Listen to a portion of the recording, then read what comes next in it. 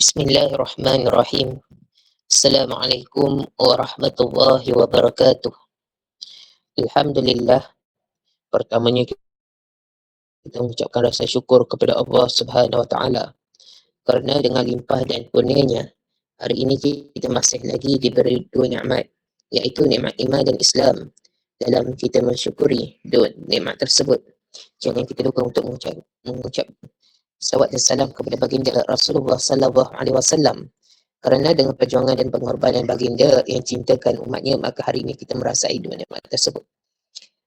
Terima kasih diucapkan kepada pengerusi majlis yang berusaha staf pimpinan PMG, staf pimpinan kelab siswa PMG, serta seluruh muslimin muslimat yang dirahmati dan diredai oleh Allah Subhanahu wa taala. Alhamdulillah, pada hari ini kita dapat teruskan pertemuan kita secara maya, yang mana ia merupakan pertemuan mingguan kita yang mana kita doa kepada Allah Subhanahu Wa Taala, mudah-mudahan kita diberi kekuatan, diberi istiqamah dalam kita berkongsi ilmu ataupun menambah ilmu pengetahuan kita, terutamanya mengenai Islam. Yang mana perbincangan berkaitan tentang Islam, kita andai kita tidak meluangkan masa, kita risau kita hanya dengan ujian-ujian ataupun dengan kesibukan dunia yang berada di sekeliling kita, kan?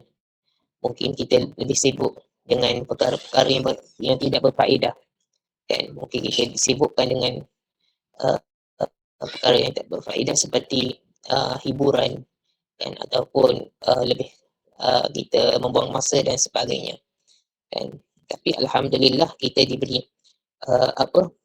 kekuatan oleh Allah Subhanahu Wa Taala untuk bersama dalam satu majlis ilmu, kan? Untuk kita menambah pengetahuan kita mengenai Islam, kan?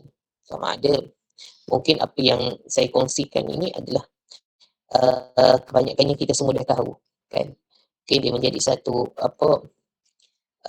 refreshment ataupun beri kita cuba kembalikan balik apa yang kita pelajari masa di sekolah agama dulu, kan? Ataupun semasa kita belajar subjek pendidikan Islam dan sebagainya, kan? Sebab ilmu agama ni, kan? Ilmu agama ni dia bendanya ada kita tidak saling ingat mengingat, kita risau, kita lupa, kan? Kita lupa, dan bila berlakunya lupa, mulalah kita kembali ke sedikit demi sedikit terjebak dalam kejahilan itu sendiri, kan? Kejahilan itu sendiri, kan? Sebab jahil ni ataupun jahiliyah ni, kan? Kalau kita selalu sebutkan orang zaman Arab jahiliyah dan sebagainya, dia bukannya zaman dia orang ni tak reti benda, tak, bukan. Dia pandai niaga, dia pandai dari sudut pendidikan dia, kan? Disebut sebagai dia sebagai jahiliyah sebab dia tidak apa yang dibuat tu dia tidak berpandu dengan Islam, kan? Apa yang dibuat tu menzalimi orang lain, kan? Apa yang dibuat tu menzalimi diri dia sendiri, walaupun dia terbijak, kan? Macam Abu Jahal lah, kan? Macam Abu Jahal yang kita Abu Jahal ni maksudnya bapa kejahilan, kan? Dia bukannya dia bodoh gitu ya, tak, kan? Abu Jahal ni, kan, orang panggil dia Abu Hakam, kan? Maksudnya bapa kebijaksanaan, kan, dalam kalangan orang Arab, orang Arab jahiliah lah, kan? Dia panggil dia Abu Hakam, kan, sebab dia bijak, kan? Tapi kenapa kita panggil dia sebagai Abu Jahal? Sebab dia tahu kebenaran Islam, tapi dia menentang Islam itu sendiri, kan? Jadi mudah-mudahan dia memberi sedikit peringatan kepada kita bersama lah mengenai mengenai Islam itu sendiri, kan? sebab kita risau kan, makin hari kita lihat masyarakat di sekeliling kita semakin dia bercakap menggambarkan kejahilan diri mereka kan, terutama terhadap Islam kan, terhadap Islam, dan dia makin cakap makin uh, apa makin dicakap makin kita rasa ya apa benda dia cakap ni kan, terutamanya orang yang digelar sebagai pengaruh ataupun influencer kan, semua benda dia nak ulas kan, walaupun bukan dalam bidang dia kan. Mudah-mudahan dia memberi peringatan kepada kita lah, insyaAllah. Dan insyaAllah pada malam ni kita akan sambung perkongsian kita masih lagi dalam topik akidah kan, dalam topik akidah kan, yang mana dua pertemuan sebelum ni kita sentuh berkaitan tentang peranan akidah kan dalam diri seseorang itu sendirilah kan. Kalau kita boleh recap balik ataupun kita refresh balik antara poin-poin penting sebelum ni, iaitu yang pertamanya peranan akidah itu sendiri adalah, yang pertamanya adalah akidah membentuk pribadi yang unggul, dan itu yang pertama kan. Yang keduanya adalah akidah itu berperanan untuk membuat seseorang itu berani mempertahankan kebenaran kan, yang mana kalau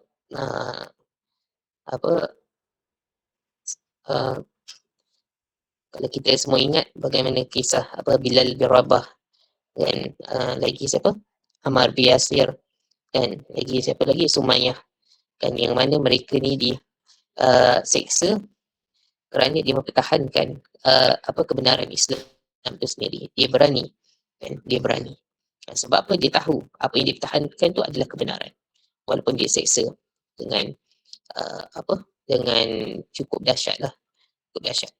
Yang ketiga adalah antara peranan akidah tu adalah, yang ketiganya adalah bersifat adil dalam kepimpinan ataupun pemerintahan kan. Sebab apa? Sekiranya pemimpin itu mempunyai akidah yang sahih, yang benar kan, dia akan bersifat adil, dan sifat adil dalam kepimpinan dia.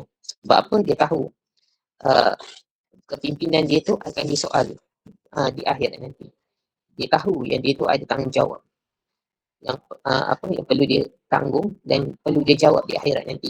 Jadi tanggung di dunia dan jawab di akhirat kan. Yang mana dia tahu kan, apa yang dia buat tu ada ketimbangan dosa dan pahala, kan. Dari situ kita lihat pemerintah, pemimpin-pemimpin yang hebat dan yang mana seperti Sultan Muhammad Al-Fatih kan, seperti siapa lagi kan, Nabi Sulaiman, dan lagi siapa lagi, bagaimana Nabi Muhammad sendiri kan, nama-nama seperti ini dia dapat memimpin dengan baik kan, sebab dia ada nilai takwa, yang mana sifat ketakwaan kepada Allah ni dia tidak akan lahir sekiranya tidak mempunyai akidah yang begitu mantap kepada itulah Allah Subhanahu Wa Taala.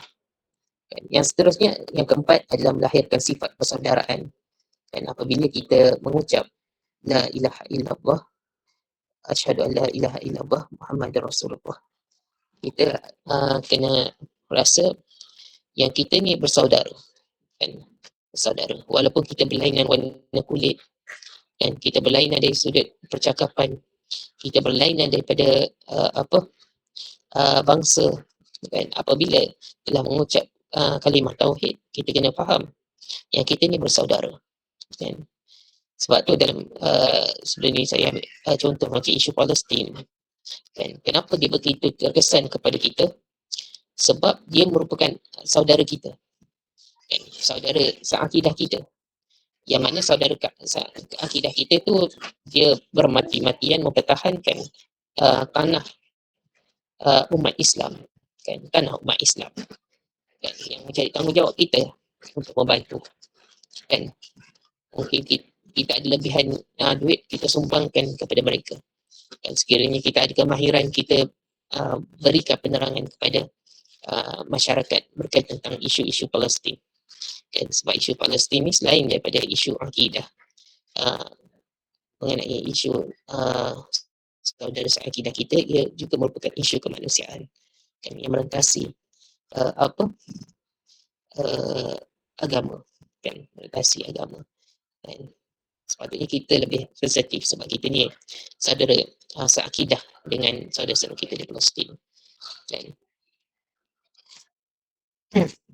Seterusnya yang kelima adalah akidah itu berperanan membebaskan manusia dari membebaskan manusia dari kepercayaan khurafat yang menyesatkan kan, yang mana apa membebaskan jiwa manusia itu dari tunduk dan juga merendahkan diri kepada lain selain daripada Allah Subhanahu Wa Taala kan. Sebab apa? Manusia yang mempunyai akidah, dia akan menjadikan Allah Subhanahu Wa Taala itu sebagai tempat tumpuan pengabdian diri dan juga meminta pertolongan daripada Allah Subhanahu Wa Taala. Sebab dia tahu yang manusia ni tak ada apa-apa kan, tak ada apa-apa kuasa pun kan, sebab dia bergantung terus kepada Allah Subhanahu Wa Taala kan. Yang keenam, akidah ini juga mempunyai peranan menenangkan jiwa seseorang kan. Sesiapa yang punya akidah yang betul, yang sahih kan, jiwa dia akan dipenuhi dengan keamanan dan ketenangan kan. Sebab apa dia ada rasa macam itu? Sebab dia punya jiwa dia tidak dikuasai oleh elemen-elemen ataupun unsur-unsur luar kan, yang mana akidah ni dia menutup pintu-pintu yang menyebabkan dia takut kan. Takut yang selalu, ketakutan yang selalu dalam fikiran golongan jahiliyah sendiri kan. Seperti apa? Seperti takut tentang rezeki kan, takut tentang ajal kan, takut tentang diri kan, takut pada keluarga dan anak-anak kan, takut kepada kematian dan sebagainya kan.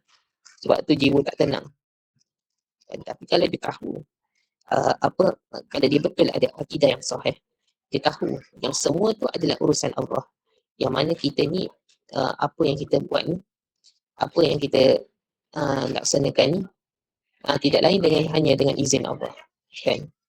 Kita usaha yang sebaiknya, apa-apa pun Allah yang akan tentukan kan? Allah yang tentukan kan.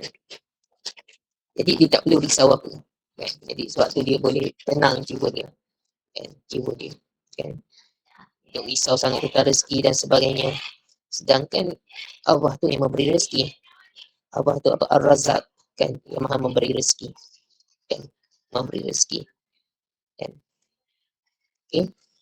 Dan yang seterusnya, insyaAllah pada malam ni kita akan sambung lagi, ada 2 poin lagi kan, 2 poin lagi, iaitu yang ketujuhnya adalah akidah melahirkan seorang yang berjiwa besar kan. Bagaimana akidah itu melahirkan seorang yang berjiwa besar kan, yang mana akidah ni dapat memberi kekuatan jiwa yang besar kepada seseorang kan. Sebab apa? Bila jiwa mereka ni dipenuhi dengan sifat rajak kan. Sifat rajak ni apa? Sifat mengharap kan. Mengharap kepada siapa? Kepada Allah Subhanahu Wa Taala kan. Jiwa mereka ni sifat dengan sifat rajak kan. Rajak ni bahasa Arab, dalam bahasa Melayu dia mengharap dan mengharap kepada Allah Subhanahu Wa Taala. Dan dia meletakkan sikah. Sikah ni apa? Sikah ni kepercayaan dan kepercayaan. Lagi apa? Dia bertawakal kepada Allah Subhanahu Wa Taala, yang dia reda dengan qadar Allah Taala, sabar dengan dengan dugaan dan ujian daripada Allah Subhanahu Wa Taala kan. Tak menerima pertolongan daripada makhluk kan, maka ia akan menjadi kuat dan kukuh kan. Laksana gunung yang tak dapat dia punya kukuh ni tak dapat goncang kan oleh bencana dan juga tragedi lah kan. Bila ditimpa ujian, ditimpa musibah, ditimpa bencana, dia terus memohon pertolongan pada Allah Subhanahu Wa Taala. Kerana apa? Kerana dia yakin selain daripada Allah Subhanahu Wa Taala semuanya lemah kan, semuanya lemah kan. Sebab tu Nabi Muhammad sallallahu alaihi wasallam dia bersabda kan, dalam dalam Sunan Tirmizi kan, apa